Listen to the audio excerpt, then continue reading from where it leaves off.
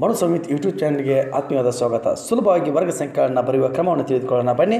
1ರ ವರ್ಗ 1 ಗುಣಾಕಾರ 1 = 1. ಹಾಗೆ 2ರ ವರ್ಗ 3ರ ವರ್ಗ ನೋಡಿರಿ, 3 ವರ್ಗ 3 ಗುಣಾಕಾರ 3 = 9.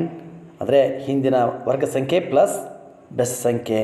ಅಂದರೆ ಇದೇ ಸರಣಿ ಏನಾಗುತ್ತೆ, ಮುಂದುವರಿಯುತ್ತಾ ಮುಂದೆ ಹೋಗುತ್ತೆ. ಇದನ್ನು ನೀವು ಸರಿಯಾಗಿ ಬರೆದುಕೊಳ್ಳಿ, ಜೊತೆಗೆ ಅರ್ಥೈಸ್ಕೊಳ್ಳಿ ವಿದ್ಯಾರ್ಥಿಗಳೇ. ನೋಡಿ, ಇಲ್ಲಿ 7ರ ವರ್ಗ ಇದೆ. 7 ಗುಣಾಕಾರ 7 ಅಂದರೆ 7 49 ಆಗುತ್ತೆ. 49 ಹೇಗೆ ಬರುತ್ತೆ? 6ರ ವರ್ಗ ಸಂಖ್ಯೆ.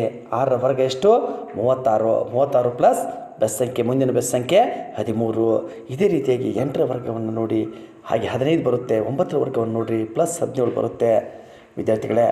ನೋಡಿ, ಈಗ ಬಂದೇ ಬಿಡ್ತು 10ರ ವರ್ಗ. ನಾವು ಅತ್ಯಂತ ಸುಲಭವಾಗಿ ಹೇಳುವಂಥ ವರ್ಗ ಸಂಖ್ಯೆ ಯಾವುದಪ್ಪ ಅಂದರೆ 10ರ ವರ್ಗ ಸಂಖ್ಯೆ. 10 100 ಅಂತೀವಿ. ಅಂದರೆ 9ರ ವರ್ಗ 81 ಪ್ಲಸ್ 19. ಹಾಗೆ 11ರ ವರ್ಗ ಅಂದರೆ ಬೆಸ್ ಸಂಖ್ಯೆಗಳ ಸರಣಿ ಪ್ಲಸ್ ಹಿಂದಿನ ವರ್ಗ ಸಂಖ್ಯೆಗಳು. ಹಿಂದಿನ ವರ್ಗ ಸಂಖ್ಯೆ ಜೊತೆಗೆ ಪ್ಲಸ್ ಬೆಸ್ ಸಂಖ್ಯೆ ಮುಂದಿನ ವರ್ಗ ಸಂಖ್ಯೆಗಳಾಗುತ್ತೆ ವಿದ್ಯಾರ್ಥಿಗಳೇ. ಈ ಟ್ರಿಕ್ಕನ್ನು ನೀವು ಬಳಸ್ಕೊಂಡ್ರೆ ಅಂದರೆ ನೀವು ಕೇವಲ 25ರವರೆಗೆ ಮಾತ್ರವಲ್ಲದೆ ಸುಮಾರು 100ರವರೆಗೂ ನೀವೇನು ಮಾಡ್ಬೋದು, ಈ ಟ್ರಿಕ್ಕನ್ನು ಬಳಸ್ಕೊಂಡು ನೀವು ವರ್ಗ ಸಂಖ್ಯೆಗಳನ್ನು ಅತಿ ಸುಲಭವಾಗಿ ಬರಿಬೋದು. ಅತಿ ಸುಲಭವಾಗಿ ವರ್ಗ ಸಂಖ್ಯೆಗಳಿಗೆ ಸಂಬಂಧಪಟ್ಟಂಥ ಲೆಕ್ಕಗಳನ್ನು ಬಿಡಿಸ್ಬೋದು ವಿದ್ಯಾರ್ಥಿಗಳೇ. ಮುಂಬರುವ ಪರೀಕ್ಷೆಗಳಾದಂಥ ಮೊರಾರ್ಜಿ ದೇಸಾಯಿ ಪರೀಕ್ಷೆ, ಆದರ್ಶ ವಿದ್ಯಾಲಯ ಪರೀಕ್ಷೆ, ಹಾಗೆ ವಿವಿಧ ರೀತಿಯ ಪರೀಕ್ಷೆಗಳಿಗೆ ಈ ವರ್ಗ ಸಂಖ್ಯೆಗಳಿಗೆ ಸಂಬಂಧಪಟ್ಟಂಥ ಕೆಲವೊಂದು ಸಮಸ್ಯೆಗಳು ಬರುತ್ತವೆ ವಿದ್ಯಾರ್ಥಿಗಳೇ. ಇಲ್ಲಿ ನೋಡಿ, 15ರ ವರ್ಗ 15 ಗುಣಾಕಾರ 15 2 25. ಅಂದರೆ ಹಿಂದಿನ 14ರ ವರ್ಗ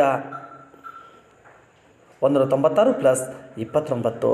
ಹಾಗೆ 16ರ ವರ್ಗ ಅಂದರೆ ಹಿಂದಿನ ವರ್ಗ ಸಂಖ್ಯೆ ಪ್ಲಸ್ ಮುಂದಿನ ಬೆಸ್ ಸಂಖ್ಯೆ. ಮುಂದಿನ ಬೆಸ್ ಸಂಖ್ಯೆ ಹಿಂದಿನ ವರ್ಗ ಸಂಖ್ಯೆಗಳು ಸೇರಿ ಮುಂದಿನ ವರ್ಗ ಸಂಖ್ಯೆ ಆಗುತ್ತೆ ವಿದ್ಯಾರ್ಥಿಗಳೇ. 17ರ ವರ್ಗವನ್ನು ನೋಡಿ, 17 ಗುಣಾಕಾರ 17 ಅಂದರೆ 17 289 ಆಗುತ್ತೆ. ಹಿಂದಿನ 16ರ ವರ್ಗ ಸಂಖ್ಯೆ 256 ಪ್ಲಸ್ 33. ನೋಡಿರಿ, 18ರದ್ದು ನೋಡಿರಿ, 33 ಆಯಿತು. ಇನ್ನು 35 289 ಪ್ಲಸ್ 35 ವಿದ್ಯಾರ್ಥಿಗಳೇ.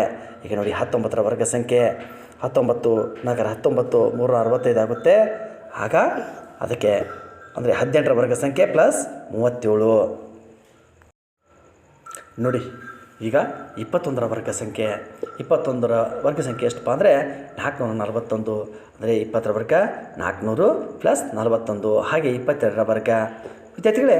ಈ ಪ್ರತಿಯೊಂದು ವರ್ಗವನ್ನು ಈ ಕೂಡಿಸುವ ಅಂದರೆ ಬೆಸ್ ಸಂಖ್ಯೆಗಳನ್ನು, ಹಿಂದಿನ ವರ್ಗ ಸಂಖ್ಯೆಗೆ ಮುಂದಿನ ಬೆಸ್ ಸಂಖ್ಯೆಗಳನ್ನು ಕೂಡಿಸುತ್ತಾ ನಾವು ಏನು ಮಾಡ್ಬೋದು, ಎಲ್ಲ ವರ್ಗ ಸಂಖ್ಯೆಗಳನ್ನು ಅರ್ಥೈಸ್ಕೊತಾ ಹೋಗ್ಬೋದು. ವರ್ಗ ಸಂಖ್ಯೆಗೆ ಸಂಬಂಧಪಟ್ಟಂಥ ಸರಳ ಅಂದರೆ ಸುಲಭೀಕರಿಸುವ ಲೆಕ್ಕಗಳನ್ನು ಸರಳವಾಗಿ ಮಾಡಬಹುದು. Thank you for watching. Like, share and subscribe.